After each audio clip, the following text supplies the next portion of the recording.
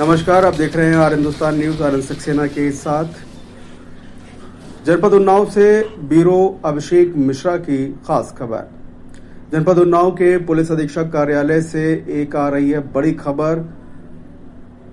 कंजौरा थाना गंगा घाट निवासी श्रीकांत पुत्र स्वर्गीय राजेंद्र द्वारा पुलिस अधीक्षक उन्नाव जयप्रकाश सिंह को दी गई एप्लीकेशन और अपनी समस्याओं से अधीक्षक को अवगत कराया। श्रीकांत जी द्वारा बताया गया कि मेरे पिता राजेंद्र प्रसाद जब जीवित थे तब धीर सिंह उर्फ पिंटू यादव पुत्र अंबर सिंह द्वारा जालसाजी करके बीमार स्थिति में पैतृक जमीन यह कहकर फ्रॉड करते हुए बैनामा करा दी गई कि आपको पैसे की आवश्यकता है, मैं आपको पैसे दूंगा, लेकिन आपको अपनी जमीन गिरवी रखनी पड़ेगी।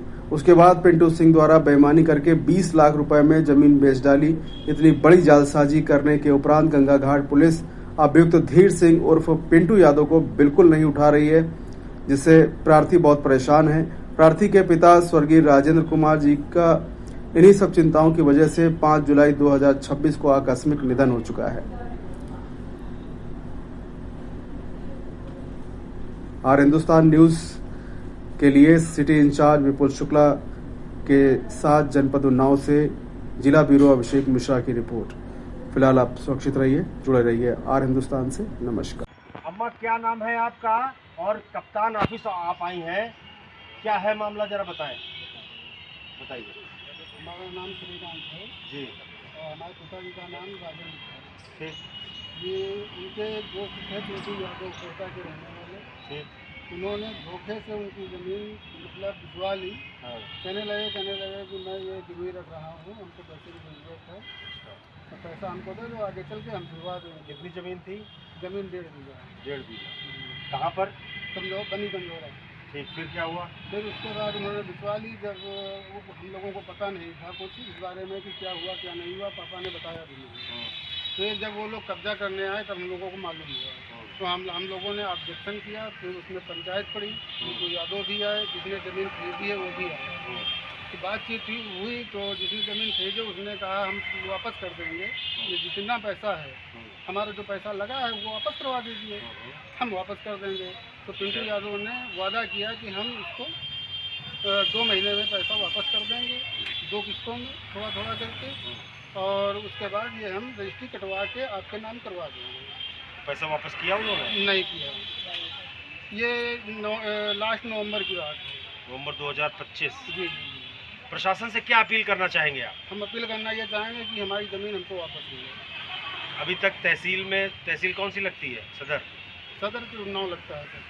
तो कहाँ तो कौन सी तहसील लगती है आपको? तहसील उन्नाव। तो आपने तहसीलदार से ये बात, कानूनगो से ये बात कही? नहीं सर, वहाँ तो हम नहीं गए, बाकी शुक्लागंज थाना गए। हाँ। हमारा थाना जो लगता है गंगा घाट लगता है, हाँ। वहाँ भी गए, वहाँ भी एप्लीकेशन दिया। यहाँ कप्तान ऑफिस में भी दिया, लेकिन कोई सुनवाई नहीं है। क्योंकि ज़मीन का मामला है तो आपको तहसीलदार या एसडीएम साहब के पास एक एप्लीकेशन देनी होगी, वहाँ दीजिए और निश्चित रूप से आपको न्याय मिलेगा। ठीक। हमने जब एडमिशन किया, हमने अस्पताल में फ़ोन किया कि नहीं, वो भी नहीं आए। अब आ रहे हैं ना आज हुआ हन, कल हुआ हन, अभी आ रहे हैं। फिर दूसरी जगह एडमिशन करे को कहेंगे, डॉक्टर बोले तो हमने घर उठा ले गए। फिर भी उससे कुछ फ़ोन किया तो अपना बोले कहे लगे कि तो 50,000 रुपये हमको दो, हम दूसरे अस्पताल में एडमिशन कराइए। तो कहला ठीक है चाचा, हम देंगे। किसका एडमिशन? एडमिशन में वो एडमिट कराना था सर, पापा की तबीयत खराब हो गई थी। पहले हमने एक नर्सिंग होम में भर्ती कराया, वहाँ करीब 70-80 हज़ार रुपये लगा उनके ऊपर। उसके बाद वहाँ से छुट्टी हो गई। फिर उसके बाद जब हम घर लेके आए, उसके 2 दिन बाद फिर इनकी तबीयत खराब हुई, तो अस्पताल लेके जा रहे थे। पापा कहने लगे चलो पहले पिंटू के यहाँ चलते हैं। फिर वहाँ गए जब उनके घर पे, तो वो कहने लगे कि हाँ चाचा क्या बात है। कहने लगे कि पापा बोले कि हमको ऑपरेशन कराना है, 50,000 रुपये व्यवस्था करके हमको शाम तक दें, तो बाकी बाद में हिसाब होता रहेगा। तो पिंटू यादव ने कहा ठीक है, शाम तक नहीं, अन्यथा हम सुबह हर हाल में 50,000 रुपये व्यवस्था करके भेजेंगे।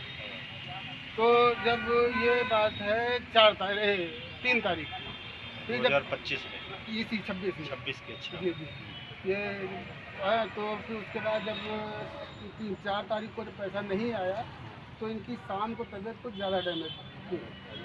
फिर ये कहने लगे, ये 5 तारीख को सुबह कहने लगे अब ये पैसा नहीं देगा, हमको लग रहा है जब ये 50,000 नहीं दे पा रहा है तो 30-40 हज़ार रुपये कहाँ से दे देगा, हमारी ज़मीन कहाँ से छुड़ा देगा ये। और बस इनको अटैक पा गया, उसी में अस्पताल ले गए, बच्चे भी नहीं हुआ, खत्म हो गया। बच्चे भी नहीं, फिर सुबह भी हमने अस्पताल से लाई, फिर उसके बाद ही फ़ोन किया गया, आया नहीं, तब विधायक जी आ गए। विधायक जी आ गए, कानपुर के दीपक भैया के लड़के, उनका क्या नाम है, अभिनव भी आए थे।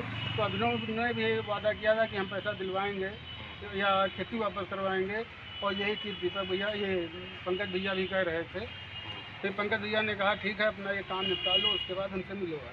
तो जब काम हो गया पापा का, उसके बाद हम उनके घर गए थे। उनके सामने भी बात भर रहा है तो यही कह रहा है कि हम पैसा देंगे, हमारी तुम्हारी बात है, हमारा हाथ, दाहिना हाथ हमारा। उस जमीन पर कब्जा किसका है? तो वो जिस पार्टी ने पैसा लिया था उसी का है। चलो खबर लगाते हैं। ठीक।